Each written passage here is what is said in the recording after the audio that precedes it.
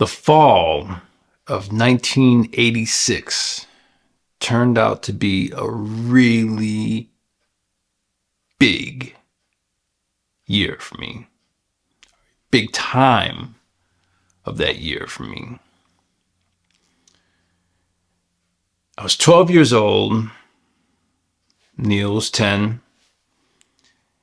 And our parents were putting us on our first flight to visit our older brother, who was in the Navy at the time,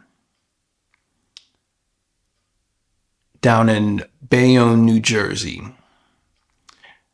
We were going to go hang out with him for Thanksgiving. Like I said, this is our first time on an airplane, and Neil and I were doing it alone. So, get to the airport. We all walk in, because that's what you could do back in the day. We get on the plane. I remember looking out the window, and we could see our parents and our sisters up there at the gate, waving goodbye. Neil and I hit the air. I remember seeing New York City out the window as we were descending into Jersey, which was crazy. I remember our brother Rod coming to get us, and we were driving to the naval base where he was obviously living, stationed. I remember seeing the Statue of Liberty off in the distance.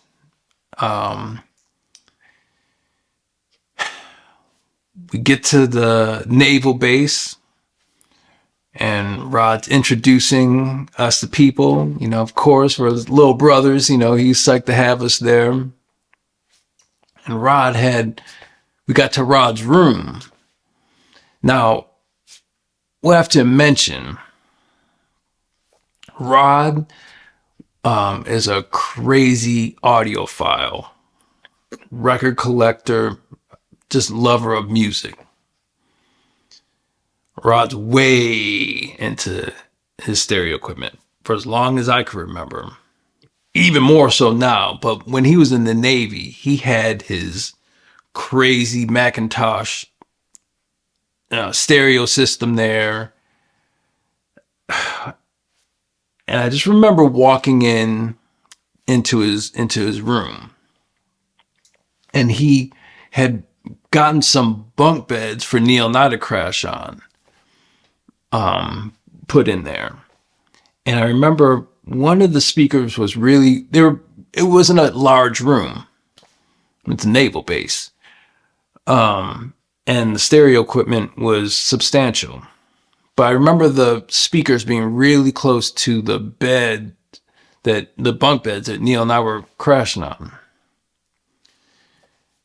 Walked into the room, had our bags again situated, and like many of you would know or remember, there was always records on the floor, kind of leaned up against the wall on a little angle.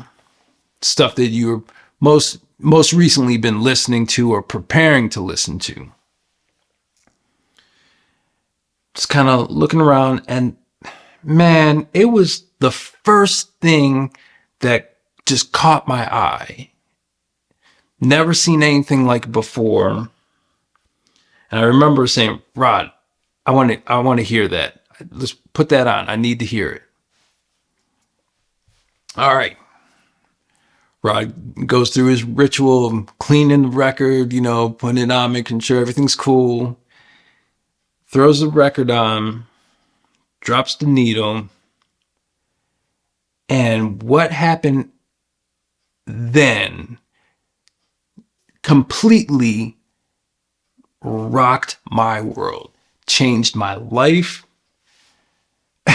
and changed Neil's life, because I'll get to that in a sec. The album that I saw on the floor there, Jimi Hendrix, Axis Bold as Love. if you know the album, and especially the album cover, you could probably understand why it caught my eye. It's a striking album cover. I didn't know who Jimi Hendrix was. I didn't know what I was listening to was even music. It literally blew my mind. Listened, I was just transfixed. I was in a trance. I could feel the music moving through my body, and it was like being on a magic carpet ride or something. Just out of body experience times 100, 1,000, 1,000,000. I don't remember how many days we were there, but I know for a fact that that album got played a lot over the course of the days we were there. And in that time, I realized I wanted to play guitar. And I also realized that I wouldn't say I made the decision to be a recording engineer, because I wasn't exactly sure of that path yet. But I knew I wanted to figure out how those sounds were being made and put on a record. Now, I grew up listening to a lot of jazz, and I knew a lot of jazz musicians from the records that, we would listen to as kids. I knew what guitar was. I knew who Wes Montgomery was. I knew who Joe Pass was. I knew who George Benson was. I knew who Mel Brown was. I knew what guitar was. I never had any desire to play guitar. I never even heard guitar in that fashion. But that rocked my world. Boom, I was done. We got home from that trip, and it was Jimi Hendrix nonstop, day and night, for years. And I say that it changed Neil's life because we shared a bedroom. And man, he would get on me about me playing Hendrix all the time. But it's cool, I was doing my thing. I was just rocked. I eventually, soon after, I picked up a guitar.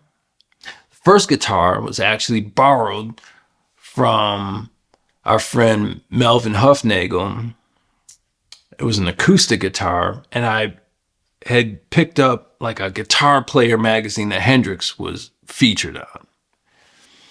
And I remember opening up the book and opening up the magazine, and I read that thing from cover to cover. That was worn out. But I remember the tabs in the back I can't remember what song it was. Maybe it was a few Hendrix songs, whatever. And I just remember I picked up the guitar. I'd never played guitar before. I'd always been playing drums. Picked up the guitar, looked at the tab. I said, all right. First chord I hit was over with. I was in. I was like, I can do this. Great. And I just played and played. Finally got an electric guitar. Of course, I wanted a Fender Strat. And of course, my parents were like, you are crazy. We are not getting you a Strat for your first guitar. It's all good. My first guitar, though, was the best. The first guitar is always the best guitar. You know this. My first guitar was a black Cort Strat. It was like a Strat body, Strat copy Cort. And of course, it had the whammy bar, the tremolo bar. It had to have that. It had a little amp, and I cranked that thing up as loud as it could go. And I just play all. I drove everyone crazy. Eventually, I got into recording, and all I wanted to do was try and make Hendrix albums. Try to that sound, that feel that I got when I first heard that album at Rod's Place. Completely changed my life. Changed the trajectory of my life without a doubt. Without a doubt. I don't listen to Hendrix as much as I used to. I still have all my records, which I have many, because I went on a crazy buying spree back in the day. I wanted every Hendrix album that I could find. A huge part of my life, without a doubt. And what it makes me realize now, or the thought that comes to mind, I speak a lot about the universe and it, or our place in the universe, and the paths that the universe will put us on. Well, sometimes the universe will give you a little gentle nudge. Here you go. This is the path. Other times, the universe will hit you with a sledgehammer. Bam! That's where you're going. Get on it. Don't look back. Well, that experience at Rod's Place in Bayonne, New Jersey in 1986, right before Thanksgiving, was nothing short of a sledgehammer, followed by a wrecking ball, followed by a train, and then, I guess, a spaceship. So I was gone. On my path. And this is where I am today because of that.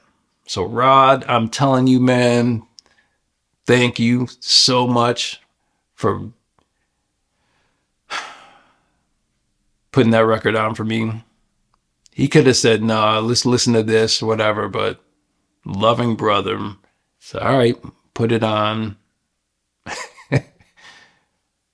And the rest was history. All right.